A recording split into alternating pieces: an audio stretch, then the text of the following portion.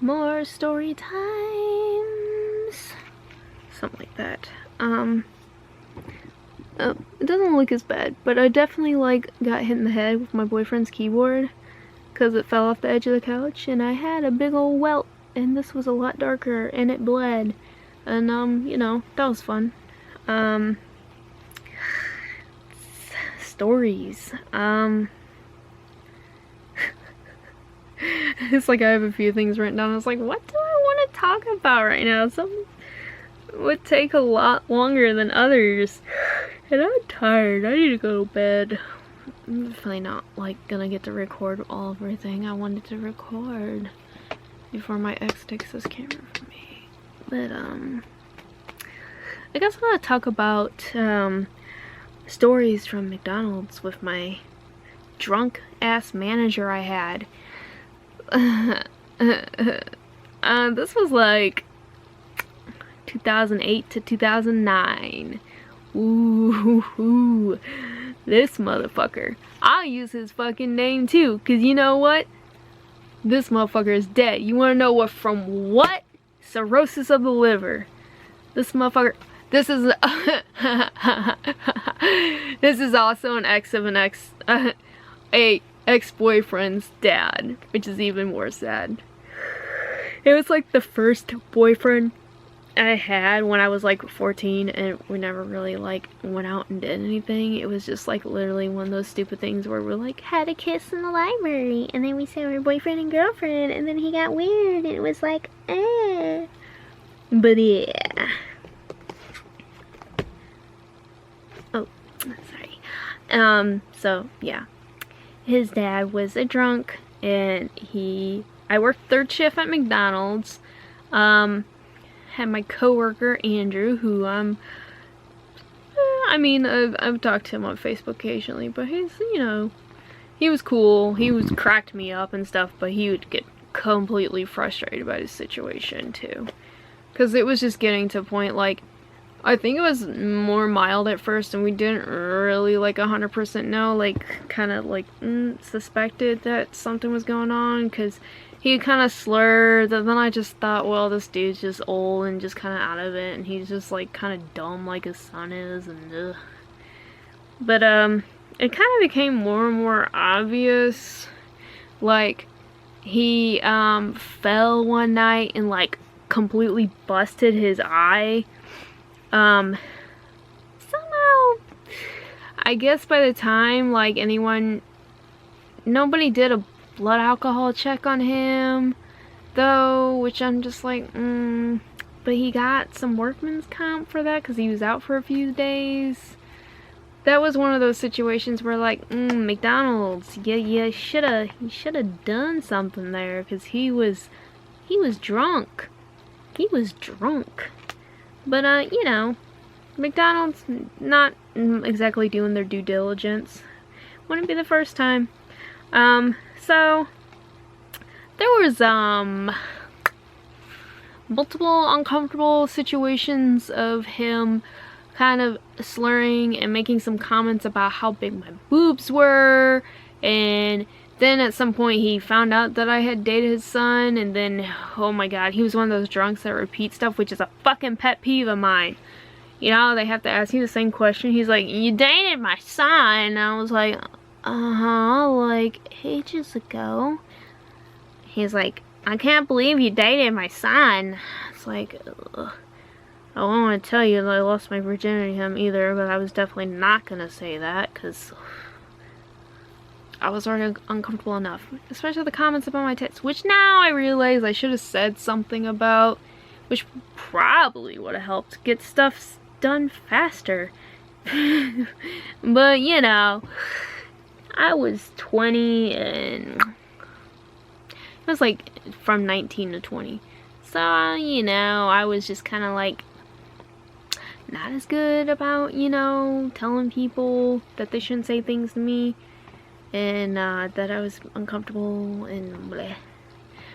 But yeah, I think he asked me multiple times what my bra size was too, which, yeah. So that's one. And my coworker was always like, ugh, because he was, you know, better than that. I mean, we made our pervy jokes and stuff, but like, there's a point. It's just the fact, like, okay, like, let's point out the obvious. Yes, I have large boobs, but, like, okay, drunk old guy who's my ex's dad, like, just stop talking about my boobs. Like, there was a point, like, at first I didn't care as much, and then it just got uncomfortable. Like, it just kept coming up, like, multiple nights that I worked with him. So,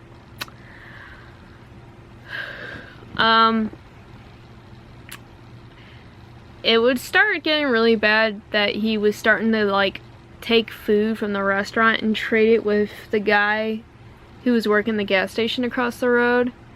And he was drinking, like, whole bottles of Popov, that really cheap, nasty vodka.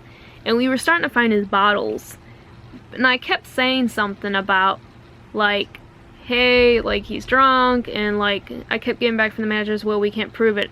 I was like, you found Popov bottles in the bathroom. You found them in the trash in the manager's office. I was like, how can you not prove it? I said, the dude smells like alcohol. He's passing out. Like, he was starting to pass out outside and all that, too. Like, he passed out on the freaking benches outside. And me and my coworker, like, this happened multiple times. Me and my coworker, like, literally had to, like, run the stores by herself. It happened multiple times. And it was just getting worse and worse. Like, one night he passed out on the bench, and I called the manager who's supposed to come in the morning. I was like, hey, Keith's out here passed out in the bench. Like, he's just fucked up drunk. And, like, she's like, oh god. And she came in, and then the assistant manager came in. I told her the situation. They had a talk with him, but still didn't get anywhere. Well, my coworker, who was another manager, he was gay, very, very gay. He was very large. I loved him, like, to death. He cracked my shit up. I kind of miss him. Well, I do miss him, but, like, he never was really, like, social media and not really online very much, and just kind of lost touch with him. That was that situation. But, like, he cracked me up. I love the dude to death. Apparently, one of the nights when I was off, he was there with Keith and Andrew, and Keith, being fucking drunk as shit, was like, give me a blowjob, and Joel was like, ew! And he's like, I don't understand, just give me a blowjob, and Joe's like, ew! And he's like, get away from me! So, he reported that, and he got suspended for a week for sexual harassment. So, that was a warning-ish. Still kept his job. Lovely. I gotta switch my battery. Anyway, battery placed. So, yeah. Suspended for a week, comes back. The, drunken, passing out on the benches outside and stuff continues. And me and my coworker having to, like, basically make up for stuff. The manager was kind of shit, like the store manager. Like, I kept complaining. Eventually called HR, and they called the manager back. He knew it was me because I was the most vocal person about that stuff. I should have told him the thing about my tits always being mentioned, but, like, didn't think to talk about that. But I was complaining about the fact he was drunk all the time. I was like, that was ridiculous that they said they couldn't prove it. Even though the person he was trading food with over the gas station got fired because he got found out because he was stealing the alcohol for the food. I was like, shouldn't that just be proof enough? Like, they have him on camera doing it. Like, you see the manager getting the bottle and stuff. But no, there was no collaboration with the gas station because that manager didn't think so fast. Then we got our new manager, and I said something to him, who I liked, that store manager, because the other store manager got fired because he was a piece of shit and didn't know how to do his job. We called him Big Bird. You can figure that one out. But, yeah. And actually, the funny thing with Big Bird, like, me and my coworker just, like, did not like the guy. He just did not know how to manage. But my coworker, we used to have those little tabs to pull down and spin the signs. He used to leave the tabs down because they flipped up and down. He used to leave the tabs down because he's like, I leave him down so Big Bird hits his head on them. And he's like, one day he ran into it and he got a big old gash in his head. And I was like, oh my god, you're such a fuck, oh my god. But I saw him do it one morning. He's like, without fail, he always runs into it. And it's like, I saw it one morning, I was like, oh my god. But yeah, so I found that hilarious that Big Bird kept hitting his head on the fucking sign handles. And my fucking coworker Andrew was just kind of an evil genius. It was so subtle. It was so subtle, and I love it. But yeah, Big Bird got fired, and they brought in Tony, and Tony was boss. It took him a little while because he was trying to build a case against him to fire him on, and they finally got to because he was trying to find something because they couldn't necessarily. I kept was like, why can't we fire him if we find his bottles? He's like, we just can't prove it. And I was like, but the guy got fired across the street. He was like, yeah, but we can't get their security stuff. And I was just like, ugh. So he's like, I'm working on it. And I was like, okay. I think it took about a month-ish.